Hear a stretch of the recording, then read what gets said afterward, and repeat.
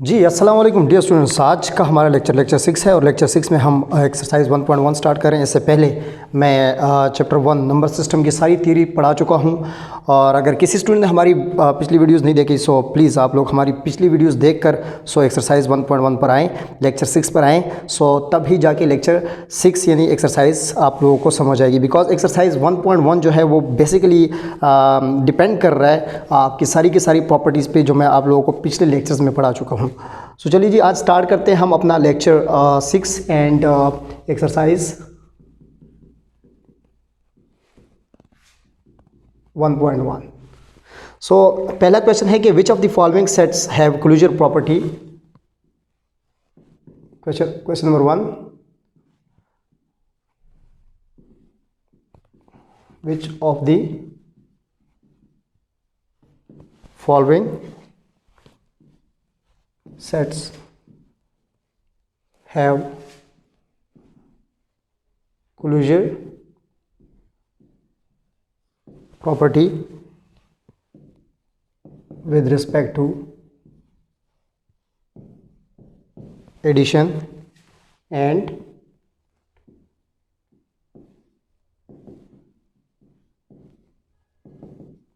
multiplication।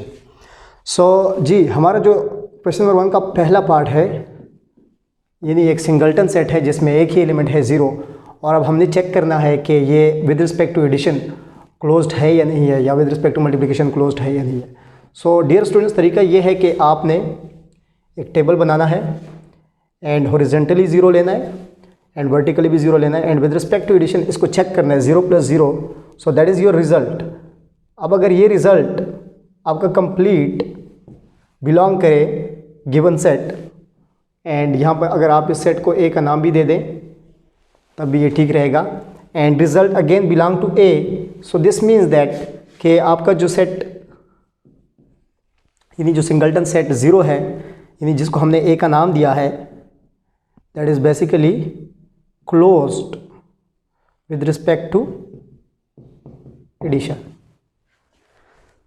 Similarly इसी तरह अगर आप इसको विद रिस्पेक्ट टू मल्टीप्लिकेशन देखना चाहें तो हम क्या करेंगे कि इस प्लस की जगह हम यहाँ पे मल्टीप्लाई का साइन डालेंगे एंड 0 को मल्टीप्लाई करेंगे 0 से। 0 multiply with 0 so it becomes 0। 0 again belongs to A. So here we can say that set A is equal to set 0 is closed with respect to multiplication because it also hold the closure property with respect to multiplication। Dear students, आसान सी बात है कि अगर आपने किसी set को check करना होता है विद रिस्पेक्ट टू एडिशन या विद रिस्पेक्ट टू मल्टीप्लिकेशन क्या है वो क्लोज्ड है या नहीं है। सिंपली आपने एक टेबल बनाना है। उस टेबल में उस सेट में जितने भी एलिमेंट्स होते हैं उसको आपने हॉरिजॉन्टली लिखना है, उसको आपने वर्टिकली लिखना है एंड 1 बाय 1 आपने एक रिजल्ट निकालना है और उस रिजल्ट को चेक करना है कि वो उस सेट में बिलोंग कर रहे हैं कि नहीं कर रहे हैं। अगर उस रिजल्ट का एक एलिमेंट भी सेट में से बिलोंग नहीं करता दिस मीन कि वो सेट क्लोज्ड नहीं है विद रिस्पेक्ट टू मल्टीप्लिकेशन या फिर एडिशन। एक और क्वेश्चन देखते हैं।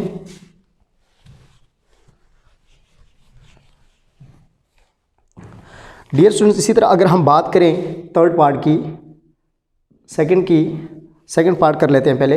वो भी एक सिंगल्टन सेट है लेकिन एलिमेंट उसमें चेंज है, एलिमेंट उसमें 1 है।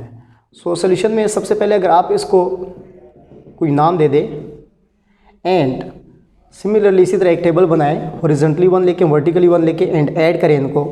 रिजल्ट में आता है आपके पास 2 which does not belong to ए।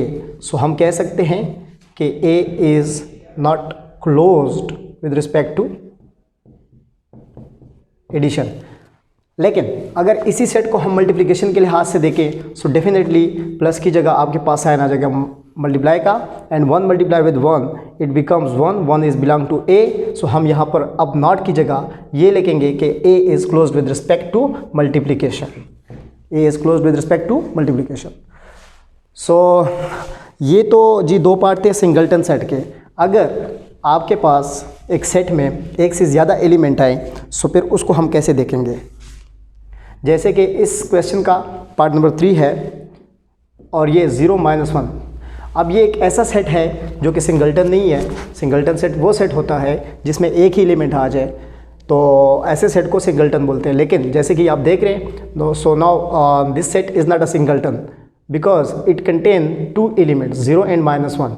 अब इसको अगर आपने देखना है कि ये with respect to addition and multiplication closed है या नहीं है, तो सबसे पहले आपको करना ये होगा कि एक टेबल बनाना होगा। अगेन बता रहा हूँ, 0 -1 0 एंड -1।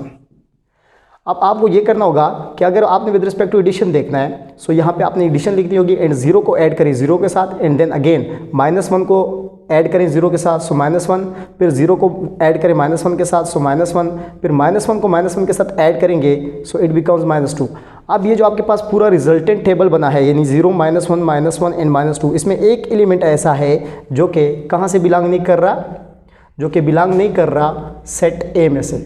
सो इसके बिना पे हम कह देंगे कि A is not closed with respect to addition.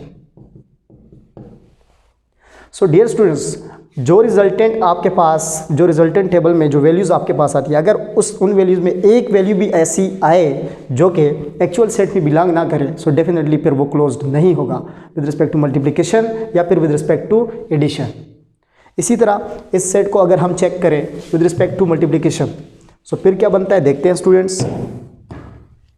For example, आप 0 -1 0, तरीका इसका ये है कि सेट में जितने भी एलिमेंट्स होंगे उनको आप हॉरिजॉन्टली लिखेंगे, उनको वर्टिकली लिखेंगे, एंड 1 बाय 1 को हम ऐड या सब्ट्रैक्ट मल्टीप्लाई करते जाएंगे, एंड देन हम रिजल्ट को देखेंगे एक्चुअल सेट में। सो अब हम मल्टीप्लाई करते हैं, 0 multiply with 0 it become 0, -1 multiply with 0 it become 0, and 0 multiply with -1 so it become 0, and -1 multiplied with -1 it become 1.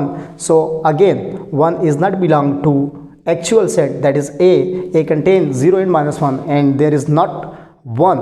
So we can say that is by definition of closure property that A is not closed with respect to multiplication. So ये जो आपके पास set था, ये उसी तरह, ये तो ना तो एडिशन की वजह से, ना तो एडिशन के लिए क्लोज्ड है और ना ही मल्टीप्लिकेशन के लिए क्लोज्ड है।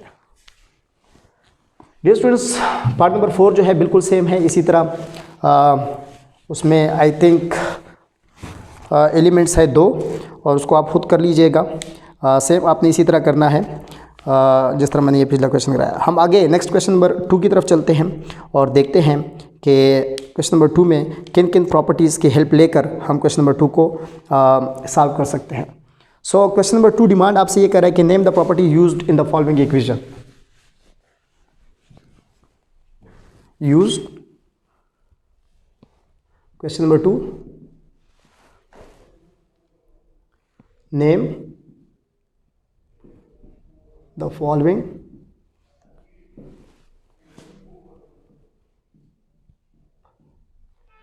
properties used in the equation। So जी, सबसे पहले आपके पास जो इक्वेशन है that is 4 + 9 which is equal to 9 + 4। So equation का आपको पता होना चाहिए कि जब भी दो अलजेब्राइक स्टेटमेंट के दरमियान इक्वल का साइन आ जाए तो उसको इक्वेशन बोलते हैं।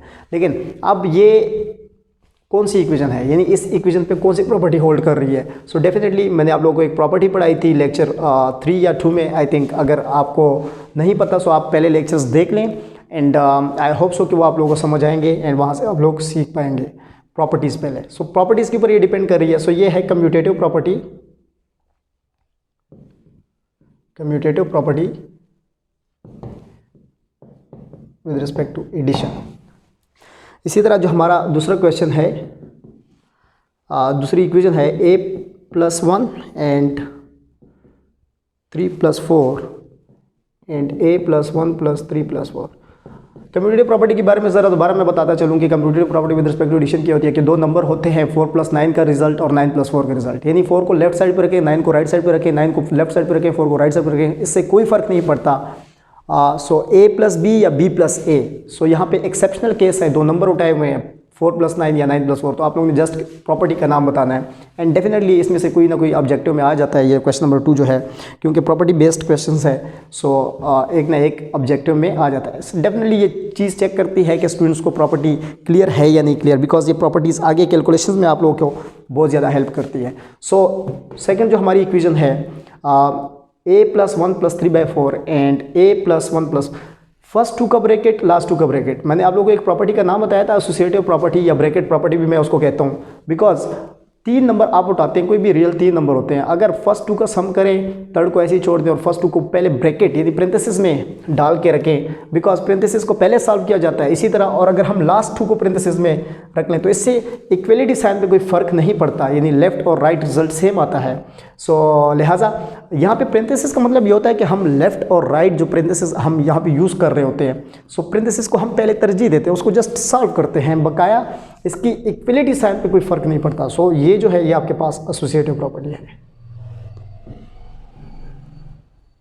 Associative property with respect to addition, so ये मल्टीप्लिकेशन के लिहाज से भी हो सकती है। सो डियर स्टूडेंट्स, में मैं कुछ प्रॉपर्टीज़ दिखा रहा हूँ और कुछ आप लोगों ने खुद करनी है और एनालाइज करनी है मेरे पिछले लेक्चर्स को देख के, बिकॉज ये बहुत सारी 12 कोई पार्ट है जिससे आई थिंक सो वीडियो फिर लंबी हो जाएगी। सो मैं चाहता हूँ कि आप लोग इसको खुद ट्राई करें एंड इसको एनालाइज करें, लेकिन ये आप लोग तब ही एनालाइज कर पाएंगे अगर आप मेरी पिछली वीडियोज़ देख पाएंगे। सो मैं एक लास्ट प्रॉपर्टी आप लोग करवाता हूँ, यहाँ पर बाकी सारे पार्ट आप लोगों ने करने हैं। Part number 7। So part number 7 में अगर आप देखें a minus A is equal to 0, so क्या चीज़ है ये जी, देखिए इसको आप ना थोड़ा सा एक्सप्लेन कर लें इस प्रॉपर्टी को। तो अगर हम इसको एक्सप्लेन करने की कोशिश करेंगे तो इसको हम कुछ यूँ लिख पाएंगे, a प्लस नेगेटिव a। सो इस a का जो एडिटिव इन्वर्स है वो है माइनस a। सो जब भी किसी नंबर का एडिटिव इन्वर्स उसके साथ ऐड होता है तो रिज़ल्ट हमेशा आपके पास जो आता है that is always become 0 with respect to addition, यानी जो एडिटिव इन्वर्स आपका होता है। सो ये एडिटिव इन्वर्स प्रॉपर्टी है। सो डियर स्टूडेंट, आज का हमारा ये लेक्चर था 1.1। हमने 2 क्वेश्चंस किए। क्वेश्चन नंबर 2 के 12 पार्ट है, लेकिन मैंने सिर्फ 3 पार्ट कराए हैं बिकॉज मैं चाहता हूँ कि आप लोग खुद इसको एनालाइज करो। लेकिन इससे पहले, ताकि आप लोग मेरी पिछली वीडियोस देख को, उसमें मैंने प्रॉपर्टीज़ को बिल्कुल 1 बाय 1 प्रॉपर्टीज़ मैंने मेंशन की हुई है और उसको सॉल्व करने की कोशिश की है, उस आप देखें एंड आई होप सो कि आप लोग ये क्वेश्चन करेंगे। Thank you so much and फिर मिलेंगे नेक्स्ट वीडियो के साथ इंशाल्लाह। मेरा मोटिव यही है कि मैं आप लोगों को फर्स्ट ईयर का सिलेबस अपने चैनल पे अपलोड करूं और आप लोग उससे फ़ायदा उठा सकें। Thank you so much. Allah हाफ़िज़।